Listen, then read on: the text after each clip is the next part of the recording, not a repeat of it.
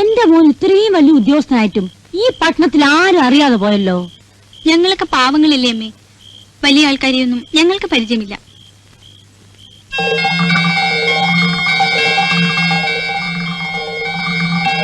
മോനെ, മോനെ, അമ്മ എങ്ങനെ എത്തി?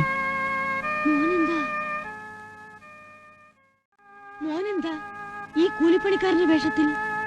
പറയടാ, നിനക്കിവിടെ എന്താണ് ജോലി? സേതു ഇവിടുത്തെ ഒരു ചുമട്ട് തൊഴിലാളിയാണമ്മേ. ചുമട്ട് തൊഴിലാളിയാണെങ്കിലും ഞാൻ അന്തസ്സായിട്ടാണ് അമ്മ കഴിയുന്നത്. പട്ടിണി കിടന്നു ഉള്ളതെല്ലാം വിറ്റുപറിക്കുകയും നിന്നെ പഠിപ്പിച്ചത് ഈ നിലയിൽ കാണാനാണോ മോനെ?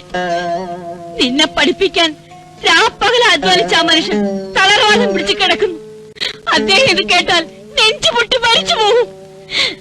ഞാൻ മാത്രമല്ലമ്മേ, നമ്മുടെ നാട്ടിൽ ഭൂരിപക്ഷം ജോലിയില്ലാത്ത ആൾക്കാരും കൂലിപ്പണിയെടുത്താണ് പട്ടിണിയില്ലാതെ കഴിഞ്ഞുകൂടുന്നത്.